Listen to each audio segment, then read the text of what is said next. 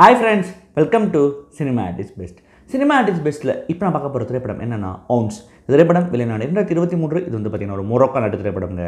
இந்த திரைப்படத்தின் writer and director யார் சொல்லி பார்த்தீங்கன்னா கமல் லஸ்ராக். திரைப்படத்தில் அயூப் அலைர் இசாமா முதன்மை கதாபாத்திரம் பண்ணியிருக்காரு. அப்புறம் அப்துல் லத்தீஃப் மஸ்தோரி ஆசானா ஒரு சப்போர்ட்டிங் ரோல் பண்ணியிருக்காரு. சரிங்க, Ounce என்ன மாதிரி கதைகளும் பார்ப்பாங்க.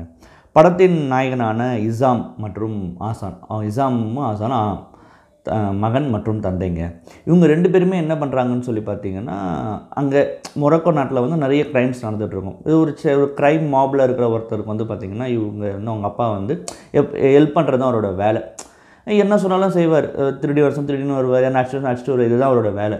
இதில் என்ன ஆகுதுன்னா, ஒரு நாள் வந்து அவரோட பாஸ் வந்து ஒருத்தனை வந்து நீ கடத்தி கொண்டு வரா அப்படின்ற பொறுப்பை ஒப்படைக்கிறார். இப்போ என்னென்னா, மேக்ஸிமம் வந்து தன்னோட மகனை வந்து இதில் சேர்த்துக்காத ஆசான் வந்து தனியாக தான் எல்லாத்தையும் பண்ணுவார். ஆனால் வேறு வழி இல்லாமல் அந்த சூழலில் அவங்க மகனை கூட கூப்பிட்டு போய் அவனை கடத்திட்டு வரதுக்காக போகிறார் ஒருத்தர். அப்படி கடத்திட்டு வரும்போது என்ன ஆகுதுன்னு சொல்லி பார்த்தீங்கன்னா, எதிர்பாராத விதமாக அந்த நபர் இறந்து போகிறார். இப்போ என்னென்னா, அவங்க பாஸ் இதை பார்த்துட்டு என்னடா அவங்க கடத்திட்டு தானே வர சொன்ன கொண்டுட்டிங்களே அப்படின்னும் போது, சார் நாங்கள் கொல்ல எப்படி செத்தாருன்னு நீங்கள் படம் பார்த்து தெரிஞ்சிங்க. இப்போது என்னென்னா, நாங்கள் கொல்லலை இப்படி ஆகிடுச்சு, என்ன பண்ணுறது சார், எப்படியாவது நீங்கள் நைட்டுக்குள்ளே இந்த பாடியை கிளியர் பண்ணுங்கன்ற பொறுப்பை வந்து அசானுக்கு வந்து அவரோட பாஸ் கொடுக்குறாரு. இப்போ அசானும் அவங்களோட பையன் இசாமும் எப்படி அந்த பாடியை கிளியர் பண்ணாங்க, இறுதியில் அவங்களுக்கு என்ன ஆச்சுன்றது அந்த ஒட்டுமொத்த கதைக்கிழமைங்க. Ounce, ஃபர்ஸ்ட் ஆஃப் ஆல் Ounceக்கான அர்த்தம் உங்களுக்கு புரியணும். அவுண்ட் டாக்னு சொல்லுவாங்க. அவுண்ட் என்ன அர்த்தம்னு சொல்லி பார்த்தீங்கன்னா, வேட்டை நாய் இல்லைனா பந்தய நாய். இதுதான் வந்து இந்த டைட்டிலுக்கான அர்த்தம். இந்த கதையும் அதை தான் சொல்லுது. அதாவது ஒரு வேட்டை நாய் மாதிரி ஒரு 2 பேர் அலையிறது தான் இந்த படத்துடைய விஷயமாக நான் பார்க்குறேன். இந்த படத்தில் என்ன எனக்கு ரொம்ப பிடிச்சிருந்ததுன்னா, இந்த படத்தில் வரக்கூடிய க்ரைம்ஸ், அதாவது அவ்வளோ க்ரைமுமே ரொம்ப ஈஸியாக டைஜஸ்ட் பண்ணக்கூடிய ஆட்களாக இருக்காங்க அந்த மனிதர்கள். ஏன்னா அவங்களுக்கு அது பெரிய விஷயமாகவே தெரியல. எப்படியாவது இதை மறைக்கணும். அதுக்கு எடுக்கிற இவங்க எடுக்கிற ஒரு ஸ்டெப் எங்கெங்கே இவங்களை கூட்டு போகுது. அங்கே எல்லாமே வந்து க்ரைம் பேஸ்டாக தான் இருக்காங்க ஆட்கள்.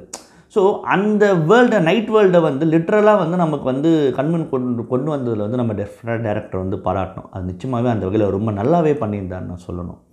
இந்த படத்தில் எனக்கு ரொம்ப அடுத்து பிடிச்ச விஷயமா இந்த படத்தில் இருந்த 2 பேரோட லீடோட பெர்ஃபார்மன்ஸ். இசாமா பண்ண அயூப் அலையும் சரி, ஆசானா பண்ண அப்துல் லத்தீஃப் மஸ்தோரியும் சரி. ஒரு பையன் வந்து பார்த்திங்கன்னா ஏதாவது உங்கள் அப்பா கூப்பிட்டாருன்னு வரனா இந்த மாதிரி மாட்டிக்கிச்சு. ஆனால் அவனுக்கு உடன்பாடு இல்லை.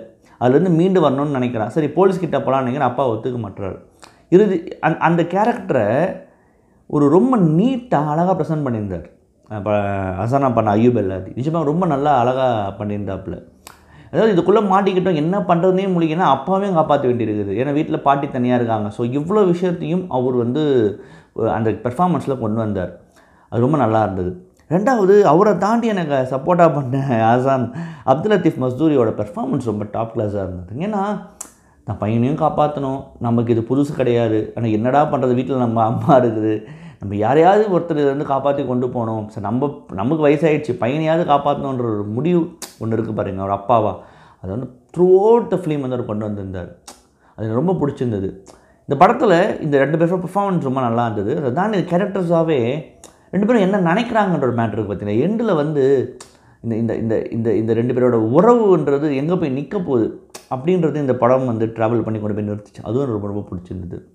இந்த படத்துடைய திரைக்கதையை பொறுத்த வரைக்கும் நடுவில் வந்து சில இடத்துல ஒரு ஸ்லக்கிஷாக கொஞ்சம் என்னடா இது அப்படின்ற உணர்வு ஏற்பட்டாலும், பட் ஸ்டில் ஓரளவுக்கு நம்மளை வந்து அந்த உலகத்துக்குள்ளே கூட்டு போனோம்னா நம்ம இது எதுவும் பெருசாக தெரியல. ஸ்லாக் இருந்தாலும் அது பெருசாக இதுவாக தெரியாதது வந்து உண்மை தான்.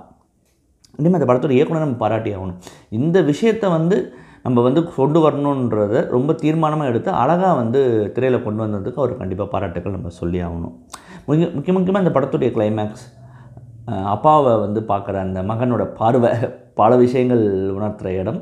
அதே மாதிரி அந்த நாய் வந்து ஒரு ஒரு ஒரு ஒரு ஒரு பொருளை வந்து கவிட்டு போகும். அந்த இடம், இங்கே இவ்வளோ தானே, நீங்கள் ஒன்றும் பண்ண முடியாது, நீங்கள் இவ்வளோ தான் அப்படின்ற உணர்வை வந்து படம் பார்க்குற ஆடியன்ஸுக்கு ஏற்படுத்தும். சரி, காட்சி அமைப்புன்னு சொன்னது வந்து ரொம்ப ஒரு நல்ல விஷயமா, சூப்பரான விஷயமாக நான் இங்கே பார்க்குறேன். இந்த படம் வந்து பார்த்திங்கன்னா கேன்ஸ் ஃபிலிம் ஃபெஸ்டிவலில் அன்சர்டன் ரிகார்ட் பிரிவில் ஜூரி ப்ரைஸ் வின் பண்ணியிருக்குங்க. அதை தவிர்த்து அதே ஃபிலிம் ஃபெஸ்டிவலில் அன்சர்டன் ரிகார்டுக்கும் நாமினேட் ஆகிருக்கு. அதே மாதிரி கோல்டன் கேமராவுக்கு இந்த படம் நாமினேட் ஆகிருக்கு. இது வந்து இந்த இயக்குனர் முதல் திரைப்படங்க. அதை தவிர்த்து இந்த படம் ஓவராலாக 3 wins and 5 நாமினேஷன் இருக்குங்க.